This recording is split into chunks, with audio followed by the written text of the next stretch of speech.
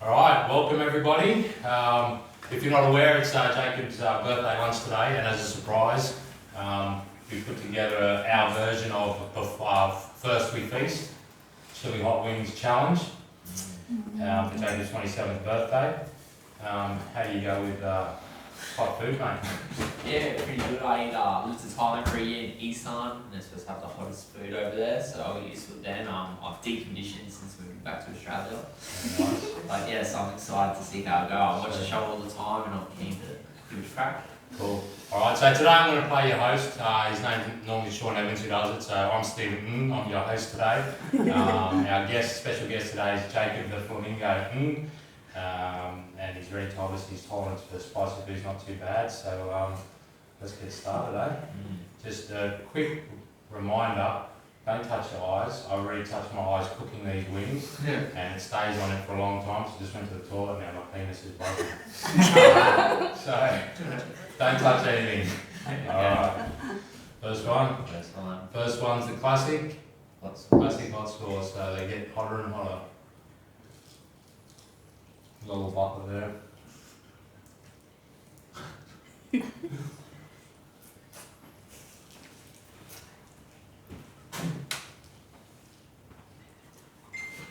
So, currently Jacob, you're number 6 in the WBO, number 9 in the IBF as a professional boxer in the lightweight division. So, it's fair to say that you're pretty competitive. Yeah, so when it comes to a challenge like this, giving things not in the equation. Yeah, definitely not. I'll definitely be finishing. Especially when you're doing it with your dad. See who taps out first, or if anyone taps out. Yeah, that's it. Alright, so you're well rated as a pro boxer, but you've actually trained in a few other disciplines. What are those other disciplines that you've trained in?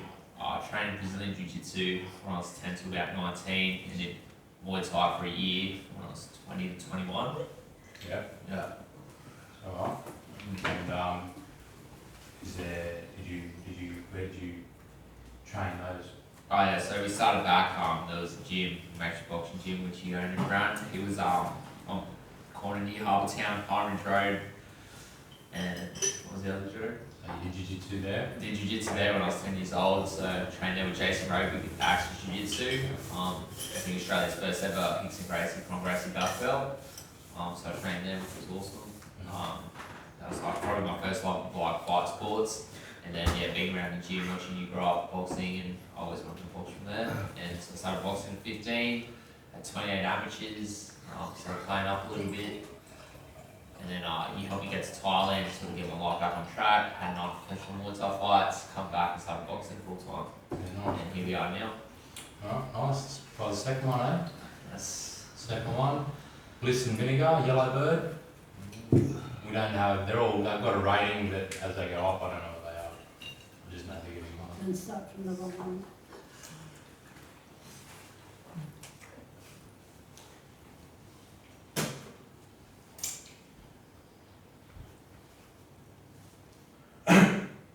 So you mentioned you had 9 Muay Thai fights in Thailand, you went and lived in Thailand for 11 months. What did that trip do for you, not just on a fighting level, but on a personal level? Yeah, it taught me to be a better person pretty much. Be grateful for what you have, the people you have around you. The people over there, like I was training with kids, and they were anywhere from 7 to 10 years old, and they had nothing.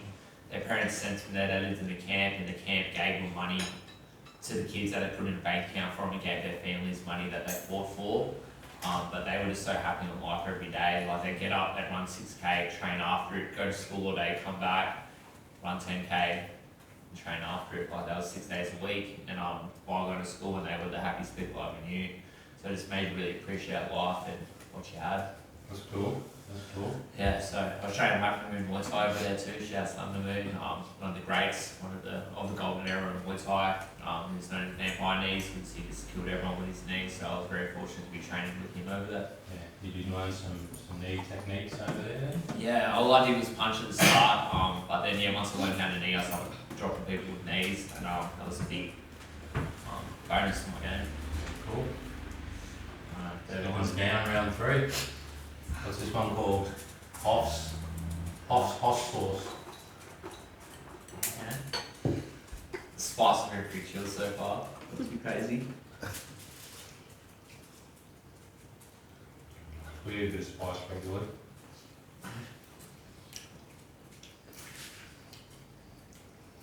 I didn't marinate them crazy either. I didn't want to waste all your stores. But not bad. Bad. So now everyone knows you as the most entertaining fighter in Australia, if not the world. And the fight name's is Flamingo. You wear a pink feather cape and you dance your way into the ring to Casey and Sunshine's band song Get Down Tonight. But many people might not know that your first sport was actually dancing. Yeah.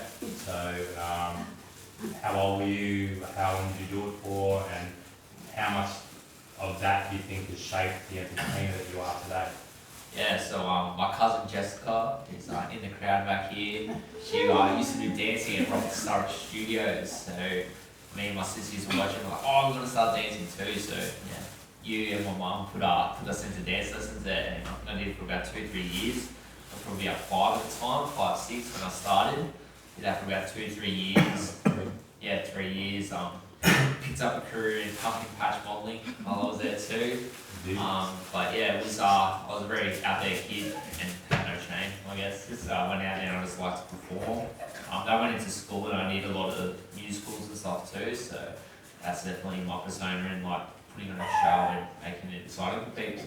I do as I've changed from host to dad. I do remember as a child, you know, you and your sister there, and Casey was probably more naturally talented with rhythm and that, but you just seem to love the entertaining side, and you'd be out there just carrying on the pork chop. But enjoying it, and I think by the third year you actually won the most improved dancer award, and that was out of not just kids but adults as well. Yeah. So it just showed the work ethic you had, especially if you enjoyed something, that how hard you were prepared to work. That's cool.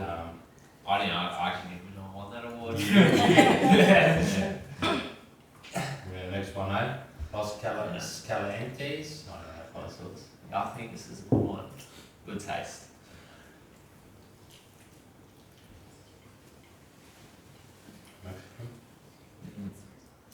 Definitely the tastiest sweet that I've had so far, I reckon. I might want to keep it off my lips because the lips are burning, but Mine. yeah. It's hard on these big ass lips that I got. So, but there's more to your dancing into the ring, isn't there? So, can you share a little bit about why you dance into the ring, in regards to maybe mindset and the reason behind, you know, what first got you on to dancing into the ring? Yes. When I first moved to Thailand, there was a Scottish boy over there named Jordan Coe, and he was there was the first fight I watched over there when I moved to this camp, and he was 19, 20 at the time, and I went and watched his fight. There was a big blackout on stage. There was a blackout the whole tournament, so the whole tournament was down for about 2 hours. There was a power back running, and he was the first show to go on. And he did this Isan style dancing, so he's a little lower, hand waving and like hip thrusting. It's a very girly, gay dance, as they would say. And he did that in the ring. The crowd loved it. Went absolutely crazy. He used to play this like Thai instrument called a cane, the cane flute. He called it to play that in the ring, and the crowd just went nuts. And he won that fight by knockout. In the third round, I remember coming back. I'm like, man, that's so sick. I want to do that. And he said, you should shuffle into the ring, because we used to go out to town. We went out to town before his fight, and I did shuffling, so I went out of town, so I thought I should do that. So that was sort of the origin of the dance, get the crowd entertained that way.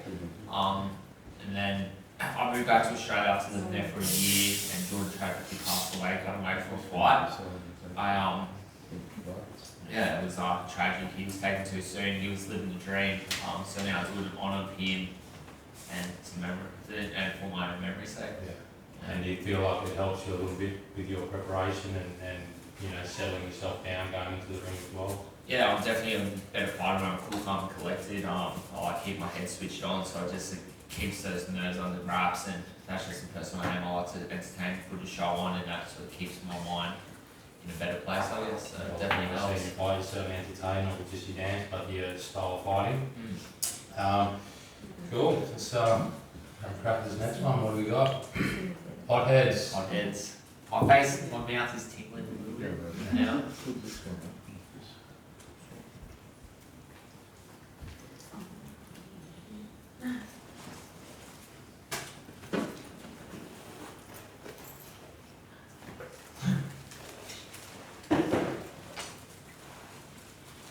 So there's a reoccurring segment on the show that's called Explain That Brand, where we do a deep dive into your Instagram, pull out some photos, and we just get to explain them a little bit further.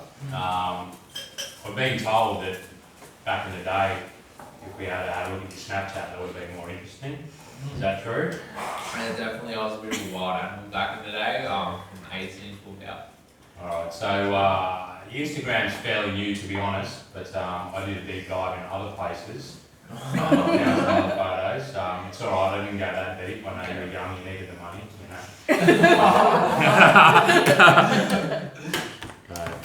So we're just going to go through a few photos.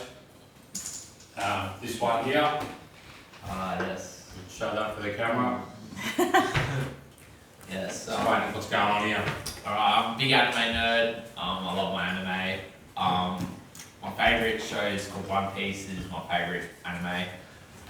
It's still going. It's the longest anime in the world. It just hit its 1000th episode on there. The pink cape I wear when I fight is Flamingo's cape from the series. He's a villain in the show. He's the worst villain in the show in the terms of he's the baddest. He's the most evil. But yeah, so I went to a Comic-Con and they're all wearing his outfit. I'm standing next to Monkey D. Duke. That guy you meant there dressed up. And dude, just he was just a random and I liked the outfit, so we got a photo together back when I had abs. Alright, next one, what's going on here? Oh yes, this is me and my sister. I have a love of tattoos and she wanted to get tattooed for her birthday, so I said I would pay for it. I wanted her to go see my tattoo artist because he sponsored me and gave me free tattoos, but Casey said no, you have to pay for it and see my tattoo artist. So we ended up getting our lips tattooed. She got lids on the inside of hers and I got wild on the inside of mine. So that was that. They dropped out in the day, they didn't last. But pain worth it? Not really. So if everyone has seen Jacob, his head's not just covered, most of his body's covered. His parents aren't all happy about it, but anyway. My body, my choice, hey? Can you explain this one? Oh yes. I was in Japan at 16 years old, 15 years old. I went over for a jiu-jitsu competition, my first international fight tournament. Went over with my dad, the host here. We had a big crew of us and we went to Don Quixote Hotel in it's like a big crazy class for the Australian fans. And yeah, we all got gimp masks and big colourful masks and suits, and we put them on and we jumped on the bed and took a photo. Yeah, we were running around town in them too. Yeah. Yeah, Shinjuku. Okay. What have we got next? Oi, hang on. Last night Browser's history. What's going on here? Oh yes, one of my fights, it was a Christmas cracker, the show was called, so I decided to dress up as Santa Claus and walk out to the ring, get the ring card girls to chuck candy canes into the crowd, just to put on something different for the show.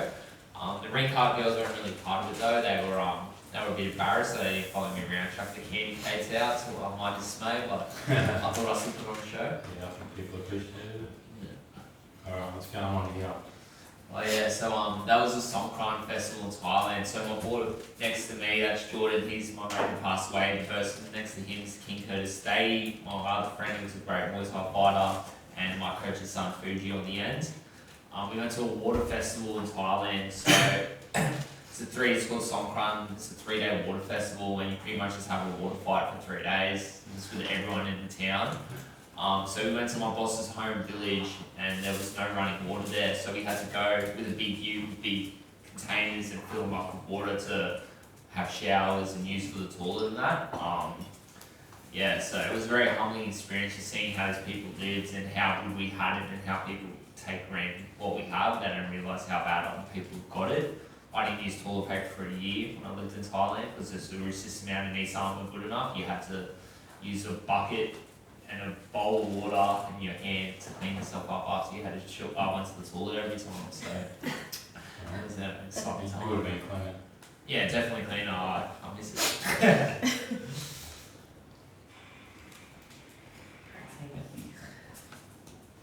Alright, we've got one more. What's going on here? Oh yes. All the belts. We just had Australian George Cambosis win all the belts over the season with your division, lightweight division, but you've got seem to have all the belts on here. What's going on in this photo? Yes, so everyone knows Dempsey the Tower McKean. He's one of our fighters out of Matrix Boxing Gym. I went out and partied with his brother actually. We partied all night and Dempsey didn't. He stayed home with his girlfriend. I was very upset about it, so I put on all of Dempsey's belts. All of his, I took my clothes off, put all his belts on to send him a photo, and he was very upset about it. But I put the African champ belt around my waist. Hilarious. Yeah, trying to be funny. Alright, let's move on. Next wing, what do we got? It's, adobo, black lime, ghost peppers, Senor Lechuga. Okay. That sounds good.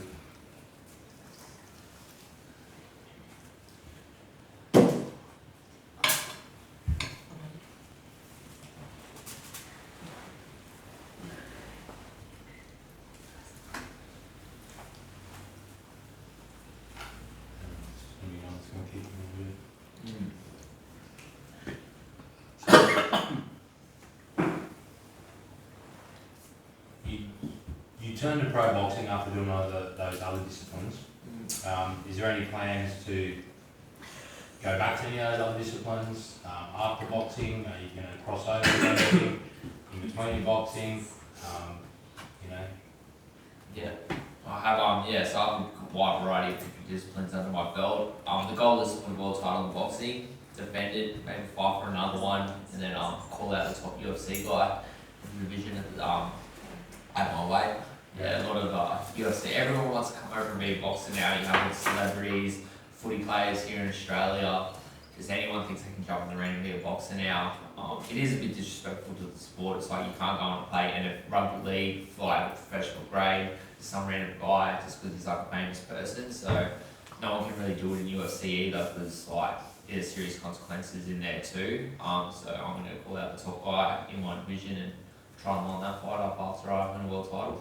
Very nice, and you know, there's still a bit for you to do on Boxing Day, working your way up to a world title shot. And, as I said, Australian George Cambosis just beating Teofimo Lopez on the weekend and winning 4 belts there. Anything really possible at the moment. Yeah, super excited for a fight there. We've been looking for that fight for a while, but we weren't at the level. Now I'm ranked number 6 in the world, number 9 in the IBF, 6 in the WBO. Who knows, that fight could happen sooner rather than later. And I'm ready for it when it happens. Exciting times. Alright, let's go to the next one. What do we got? Butilla Fire? Butilla Fire. My mouth is spicy.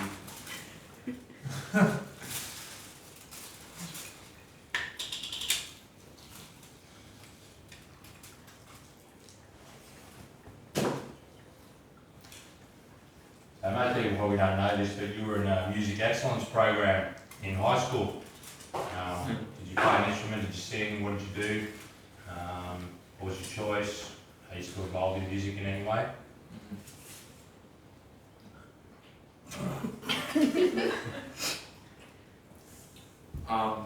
Yeah, I was singing the choirs from year 2 to year 7, and then I joined the band in year 5, the school band in year 5, playing the trombone. Went to the music excellence program for singing and trombone.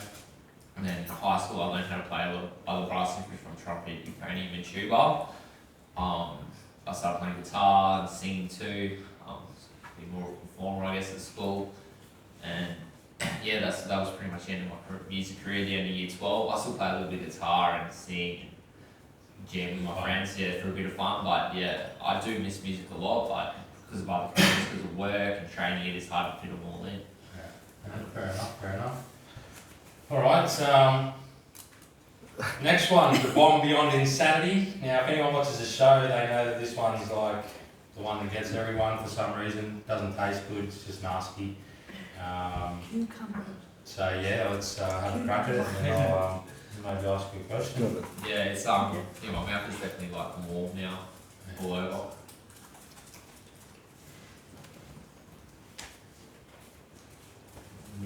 Don't really know.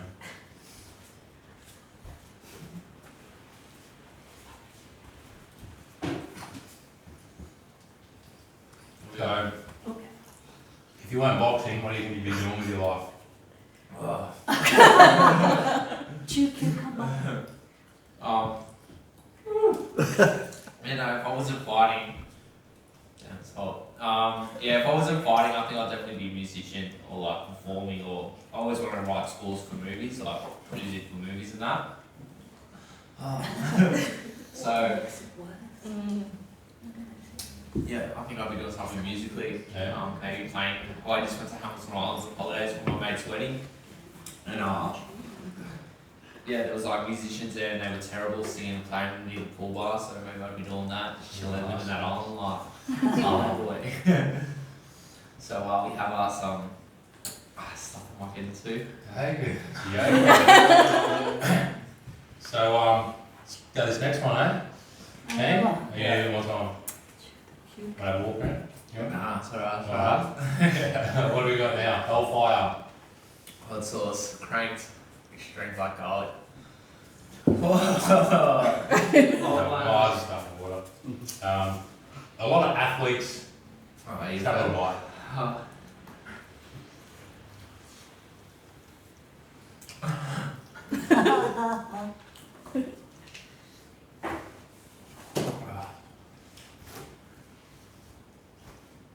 So a lot of athletes are superstitious. Do you have any superstitions pre-fight or post-fight? You follow? Yes. I do.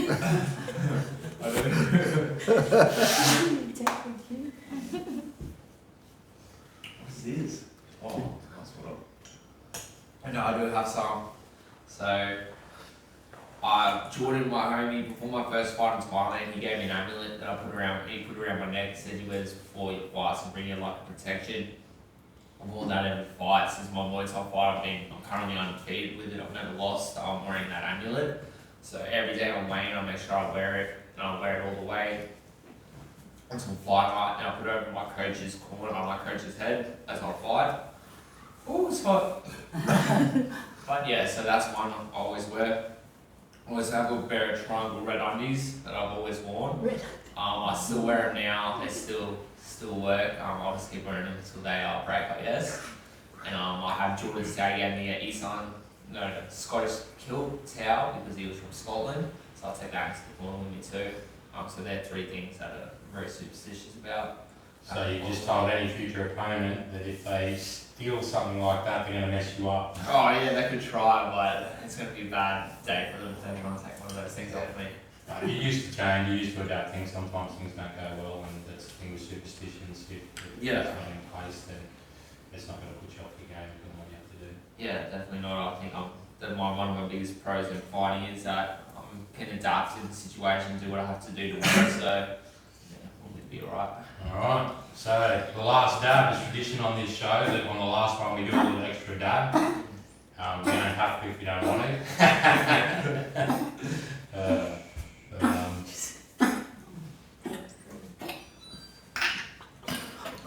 Ooh, a little too much there. So a lot of people put it on, but that's not a dab, I don't believe. I think you should put it on and dab the chicken into it. Oh. Right. Cheers for this awesome present.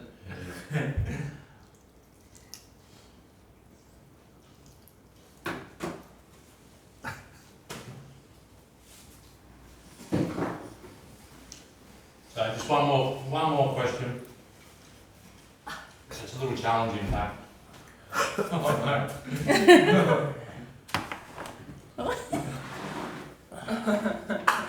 So as you're getting through these 10 wings of death, I'm wondering if you could blow off those chili wing lips And guys, a little funky tune on your trombone. Your trombone was actually rat shit, so I borrowed Bryce's, and it's been fully tuned, serviced, polished. It's all ready to rumble. Did you actually do that? Yeah. So do you think you could Bryce a little bit of a tune? Let's see how we go. Matty, I'm sorry to bed. Oh.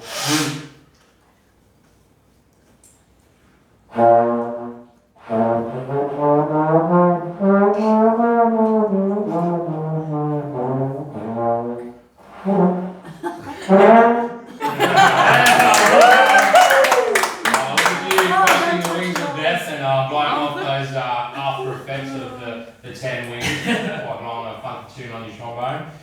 There's nothing left to do except this camera, actually we've only got this camera, not 3 cameras like the show. Let the people know what's going on in your life and what you're coming up next. Yeah, I got a big fight March 19 against Billy Did. We were training in house and I just ran a 50k run on Sunday, like 3 days ago. I'm plenty fit already, and I'm training in house and get the win on fight night and get bigger and better fights after that. Oh, my mouth's hot. Yeah, please come and support. Follow me on the Flamingo_JacobNG on Instagram. And cheers for the event, the challenge. All right, mate.